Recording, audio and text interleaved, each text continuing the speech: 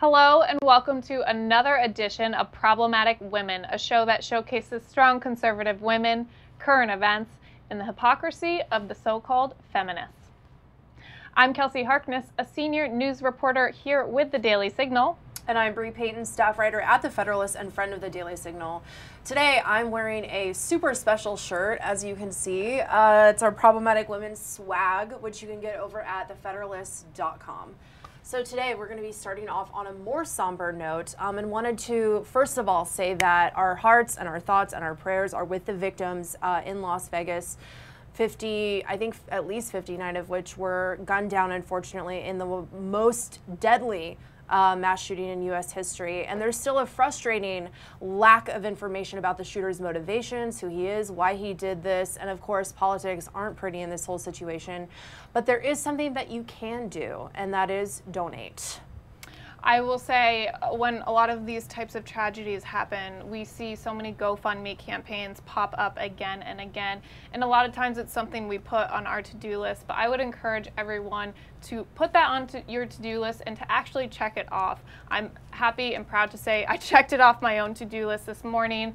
You know, as we're going to get into some of the politics surrounding this situation are ugly, they're difficult to talk about, but there's one thing we all can do, we all can unite on, and that is donating to these victims, to the families. They're going to be in the hospital, they're going to be out of work for who knows how long, and there are just so many heroes who deserve not to have to worry about their financial situation right now. So if you have the ability, donate just a few dollars. It really will make a difference. But let's get into today's show. So while Republicans this week really tried to keep their response to this tragedy non-political, Hillary Clinton really did the exact opposite. In our first segment called What Happened, we'll talk about it, and we'll also address the new naked lady statue that might be coming to the National Mall. It's coming. You Be heard ready. Right. Yeah. Yeah. This is, you got to stay tuned for that one. And then the House just passed a big 20-week abortion ban, so we're going to talk about that. All right, and we've got a great interview with you with our friend over at the show, Lisa DePasquale, who is the founder of Bright, an email newsletter by women for women, which we also contribute to. And she has a new book coming up, so Kelsey's going to interview her on that. And then we're also going to play Real or Fake News. Kelsey's going to read some headlines. I'm going to guess if they're real or fake. Let's see. Maybe you guys can do better than I can. Usually the audience can. So we're going to play that. And then we're going to crown our Problematic Woman of the Week. So kicking it off, Hillary Clinton's reaction to the mass shooting in Las Vegas. She tweeted, "Las Vegas, we are grieving with you, the victims, those who lost loved ones, the responders, and all affected by those cold-blooded massacre. The crowd fled at the sound of gunshots." This is when she gets political. "Imagine the deaths if the shooter had a silencer, which the NRA wants to make easier to get. Our grief isn't enough. We can and must put politics aside, stand up to the NRA, and work together to try to stop this from happening again." So Bree, what's your reaction to this tweet? Yeah, so I think a lot of times when people talk about silencers, it's very clear that they don't really understand the true purpose of a silencer, which, okay, if you've ever heard a gunshot, it's extremely loud. So if you're out hunting and, you know, you can't necessarily always have ear protection, it just helps you to be able to be out and not hurt the ears of others around you who may not be wearing ear protection also. So I think that that's, you know, a component of this that's getting laughed at and derided. Over at MSNBC, a reporter, you know, made fun of people who want to use silencers in order to hunt. And so I think a lot of the conversation just surrounding the gun control debate has gotten pretty out of hand. And I think it's unfortunate that Hillary Clinton wasted zero time in jumping in and politicizing the issue.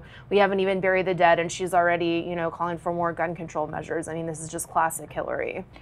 So on that front, I did actually a video for the Daily Signal on silencers, and I shot guns with and without silencers. And first off, what I didn't realize is you still need to wear hearing protection when you shoot a gun with a silencer. The second thing that really stood out to me that I learned is that hearing loss is one of the most common disabilities among military members and among Second Amendment supporters, people who are going out and shooting guns regularly. And hearing loss, they take very seriously seriously in the Second Amendment community. They are often wearing hearing protection. So I think it's not surprising, as you said, that Hillary Clinton made this political, but for all ways for her to make it political, I don't think the silencer angle was right. Silencers don't make guns more deadly. Like, I don't understand what this is. I think it's just widespread ignorance a lot of times on behalf of people who are pushing for more gun control. And that speaks to how complicated of a task it is to try to come up with policy solutions that are going to prevent these types of atrocities. So I hope we can come up with some, but I don't think we will know what those solutions are until we get more information. So we will all keep you updated on that. All right, so for our next That Happened, let's talk about the naked lady. There's going to be a 45-foot statue of a naked woman who may come to the National Mall and is supposed to stare down directly at the White House. And her name is, what was it, R-Evolution? That's her name. I mean, I don't know, clever there, clever pun. So that's the National Park Service is deciding whether or not they want to do that. It's currently under review. Kelsey, what are your thoughts about the naked lady who's going to stare down the White House? I have a lot of thoughts on this. So this naked lady, first off, has perfect form, and she is supposed to stand for women's empowerment. And I can't think of anything less empowering than having to walk or drive by a 45-foot statue of a naked lady with a perfectly formed body on my daily commute. Yeah. That's not empowering. That's going to remind me that, like, I probably should be dieting more than I am, which is the last message that I need from these liberal, feminist activists who claim to really want, claim to be putting the statue up for female empowerment. I also think it's hilarious that this is the way they're going to troll Trump, by putting a naked lady in front of because Donald Trump doesn't like naked ladies. Exactly. I mean, come on. Yeah, it's true. I think this is kind of fun. Honestly, like, I kind of enjoy when people freak out and come up with these ways to, like, resist or have the revolution. I think it's fun, and I'm going to be popping popcorn this whole time. I mean, I think it's fun, except for the fact that this is actually going on the National Mall, which is home to a lot of very important monuments. The World War II memorials is one that sticks out to me. Like, I don't think we need a giant naked woman masquerading around on the National Mall. I think it's actually really inappropriate and offensive. And it's not empowering in the least. So yeah, it's definitely not empowering. Yeah, but it is ridiculous. Yes. Come on, guys. All right, for our last That Happened part of our segment, the 20-week abortion ban, called the Pain Capable Unborn Child Protection Act. It is a mouthful. Yeah, it is. It's passed in the House this week, mostly along party lines, not surprisingly. Planned Parenthood called this measure a threat to people's health and safety, which is a little ironic because the whole idea behind this is to save people's lives and safety. Because at this 20-week mark, according to Congress, according to a lot of doctors, babies can actually feel pain at this point. Doctors administer anesthesia to babies when they perform fetal surgery at the 20-week mark. So for the pro-life movement, this is hugely important. It's a step in the right direction for them. But personally, I kind of doubt that they can get this through the Senate. What are your thoughts? Yeah, unfortunately, I'm going to have to agree with you that I don't see this really coming to fruition and becoming law. I also think that there was a series of videos that Live Action released last week where Planned Parenthood and abortionists were talking to women who were, pregnant and going in and saying, oh, I want an abortion, should I? And they were kind of later on in their term, and they are talking about this and how they're going to sedate the fetus to alleviate suffering. Some of the abortionists even said that. So, I mean, it is very clear that this is a life. And when you are going to end it and extinguish it in that way in the womb, they're doing these things to, make the muscles of the baby's legs stop kicking and resisting because, like, they're literally being torn apart. So I hope that people think about that and people think about the consequences when they are voting for this. We'll have to see. I think this raises a very interesting conversation that I don't think Democrats and Planned Parenthood supporters want to have, and that is, as technology develops, we can keep babies alive at younger and younger stages in a woman's pregnancy. And, you know, I think what they really fear in this is that as technology continues to develop and you can keep them younger, eventually abortion will be extremely hard to defend. But I think the 20-week abortion ban debate raises an interesting debate that I think we should all be having on both sides of it. And that is, if this baby is able to survive outside the womb, do you have a right to kill it? Right. Yeah, you're exactly right. All right, well, moving on. We have an interview with Lisa DePasquale, the founder of Bright, as Brie mentioned, a daily email for women by women. You should subscribe. If you're not already subscribed, go. GetBrightEmail.com. Go. GetBrightEmail.com is where you can sign up. We have a lot of fun, sort of like we have here on Problematic Women, so I think if you enjoy this show, you will enjoy that email.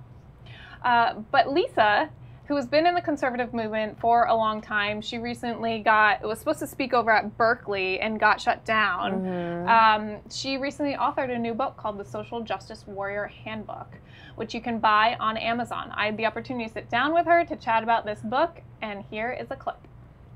So this is a hilarious book. This is actually my first time getting to take a look at it, and I wasn't quite sure what it is. And I have to say, if I were to summarize what it is the perfect gag gif for your liberal, outraged, triggered friends. Yes. Yeah, definitely. I mean, I wrote it sort of like the preppy handbook from the 80s, which made fun of preppies, but eventually sort of became embraced by them because it's not mean-spirited and it is funny and there's a lot of truth to it. So in one hand, it's definitely a good gag gift, but it also, you start to see like a pattern in how the social justice warriors and the easily triggered act. So for those who don't actually know what social justice warriors are, can you describe them? Sure. Your social justice warrior identity is very fluid, like your gender. So you can have, there are different types. There's the workplace warrior. This is like the person that complains about Taco Tuesday and it being, you know, really offensive. There's a feminist, which I'm sure a lot of your viewers are familiar with. There's the social media warriors, which are the ones that spend all day like tweeting to campaign or tweeting to corporations saying, how dare you advertise on this website and silly things like that. There's the campus warriors, just basically all the people that work every day to take the joy out of life. To take the joy out of life. That sums it up.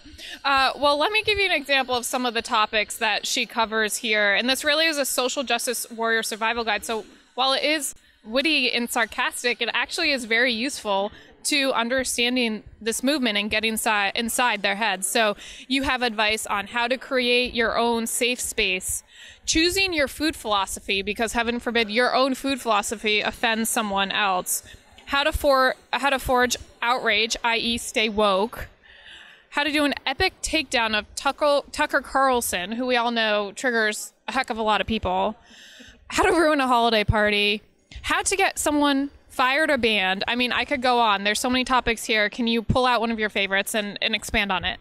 One of my favorites is probably choosing your food philosophy, and that's because you have to. It's very important to them that they like stick out. So, like if you're in California, to be just on the vegetarian spectrum is really not enough. Like even now, to be a vegan is not enough. So that's why you might want to choose something to really, you know, maximize, you know, how cool and woke you are. Like you might want to choose like nose to tail if you're in California, and that's like when you utilize all parts of the animal.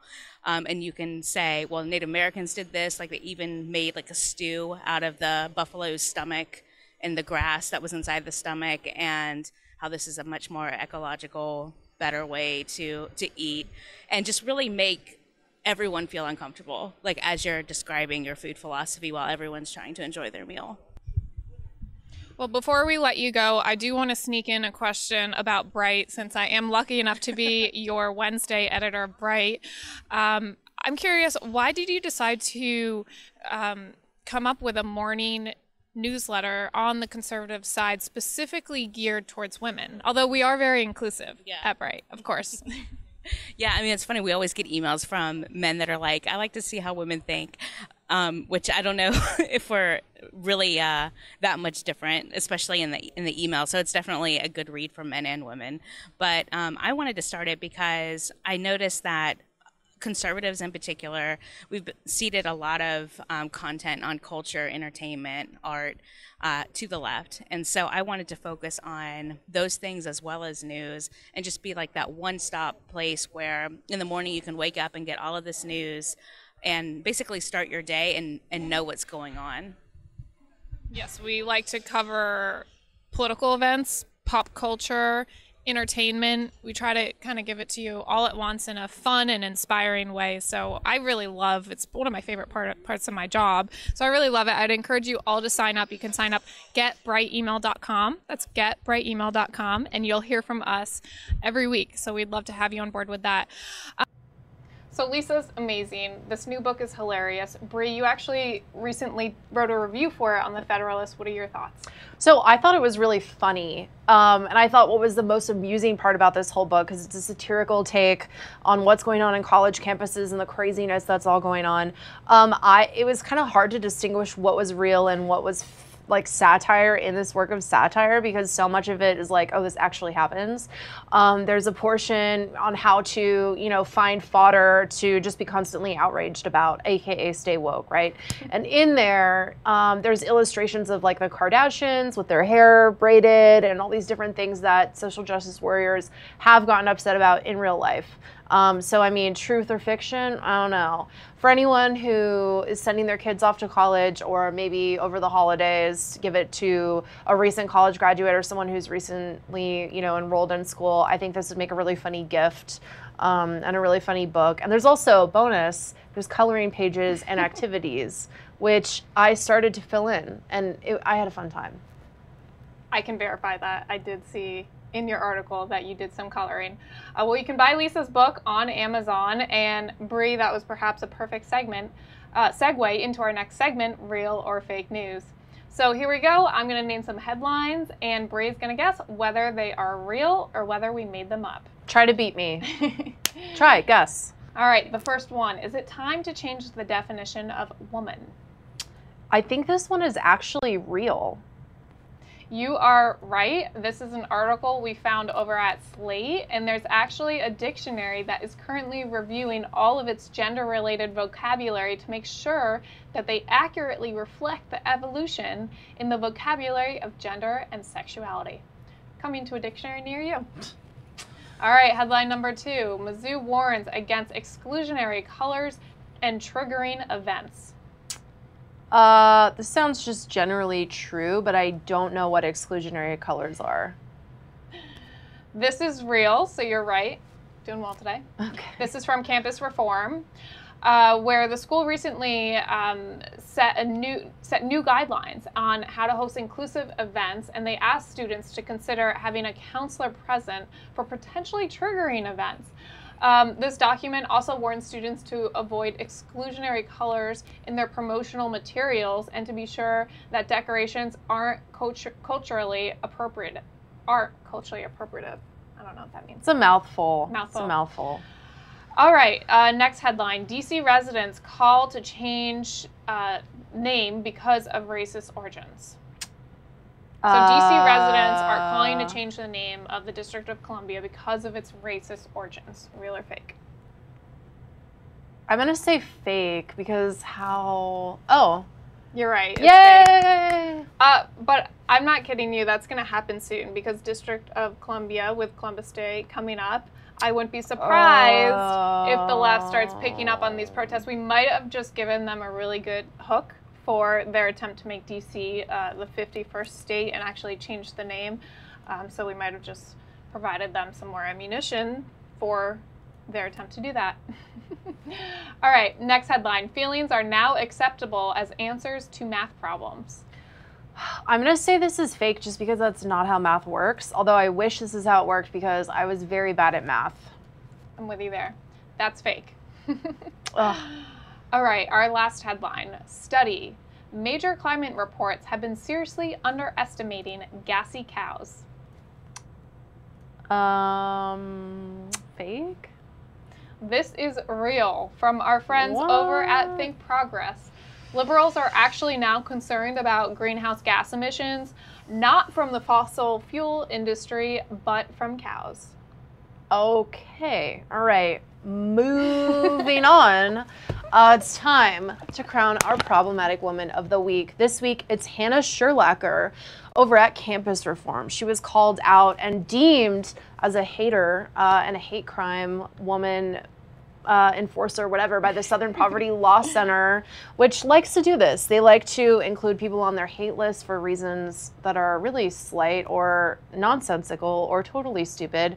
SPLC included her on the hate list because she did an interview with FRC Radio, but she has just not taken it. Over at Fox News, she wrote a article saying that she's going to stand against the Southern Poverty Law Center. Here's what she said. Groups like the SPLC threaten our constitutional rights and the very fabric that makes this nation great. We need to start pushing back. If this trend of bullying and ostracizing anyone with a different opinion continues, we can expect a chilling mob rule effect and the suppression of speech and ideas in this country. I'm calling on the SPLC to remove me from the list and stop engaging in the game of identity fear politics. I urge all Americans who have been bullied, silenced, and pushed into a corner by radical groups like the Southern Poverty Law Center to push back too. Kelsey, what are your thoughts about SPLC and about this girl being brave and standing up? Well, first and foremost, it sounds like we need to send Hannah one of the shirts that you're wearing because she certainly is a problematic woman. She deserves it. But the SPLC, this is an issue that we've seen come up again and again. They keep putting conservative groups, particularly socially conservative groups, on this so-called hate map that they have. And it's a very dangerous trend, I think, and it also actually does a disservice and a disjustice to actual hate in this country, to be grouping social conservatives with actual instances of racism, actual instances of bigotry, and crime, hate crimes. Yeah. But also, the reason that she's on this list is because she did an interview with the Family Research Council. I don't know if I should be saying this anymore, but I've done a lot of interviews with the Family Research Council on their radio show. There's nothing hateful about it. They come from more of a religious perspective on a lot of the social conservative views. But for her, it seems really random for her to be specifically targeted like this, especially her as a young woman. She writes about this in her article. If she decides not to go down a career path where she's involved in politics or policy, someone might be really hesitant to hire her, and I think that's incredibly unfair. Yeah, it's ridiculous. And I mean, I spoke on a panel last week for Alliance for Defending Freedom, and we talked about a lot of these free speech issues, and ADF is a group that is deemed as a hate group by the SPLC. So I mean, am I also, by extension, a weird hater? I don't know. I mean, it's very clear that this list is extremely arbitrary, who they decide to include on it, and who they leave off of it. And I think that that's dangerous and wrong. Yeah. I completely agree. Yeah. Well, Hannah, our hearts go out to you. Yes. And our advice, be a proud, problematic woman. Do it. Wear it as a badge of honor. Yes. Okay, as always, we like to leave you with a video headed into the weekend. This week, Eric Church gave a very moving performance at the Grand Ole Opry in Nashville, Tennessee yesterday, where he dedicated a song to one of the victims of Las Vegas who had tickets to the show but was unfortunately and very sadly and tragically killed on Sunday. In this clip, he talks about this victim, and he dedicates a song to them and chokes back tears while pointing out the empty seats. I looked out there at that crowd in that place. It was our last show of the year.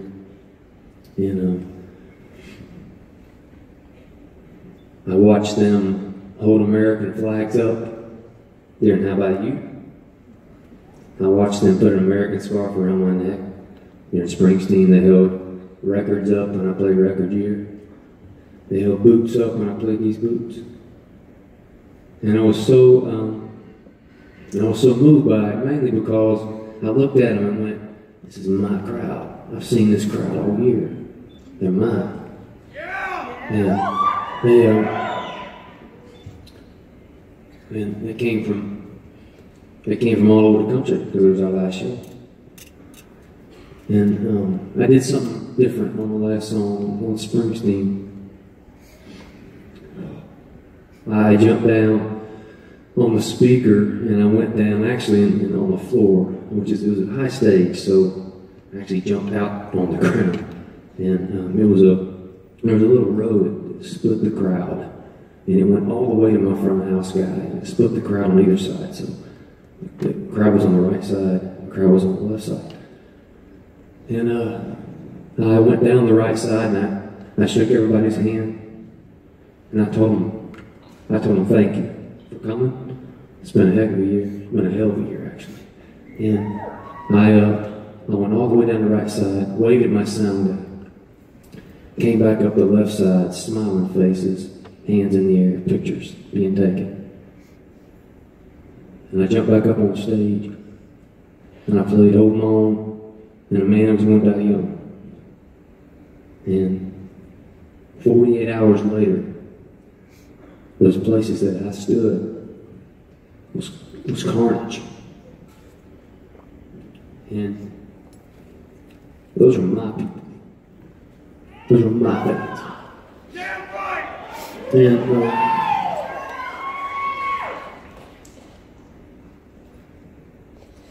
I didn't want to be here tonight. And I didn't want to play guitar.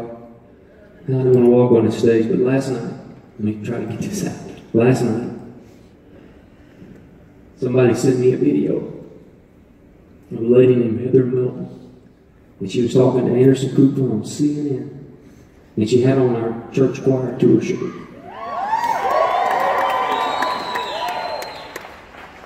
And he said, what brought you to Vegas? And she goes, we went there to see Eric Church. And because he was Sonny's, her husband, who died. It was his guy. And we went there to see his guy. And then she said, we have tickets for the Grand Ole Opry tomorrow night.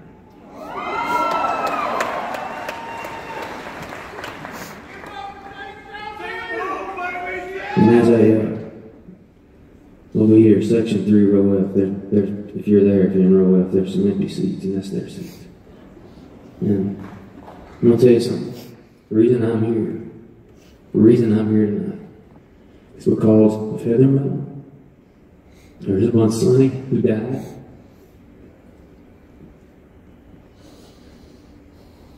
And every person that was there, because I'm going to tell you something, I saw that crowd. I saw them with their hands in their air. I saw them with boots in the air. And what I saw, that moment in time that was frozen, there's no amount of bullets that can take away. No.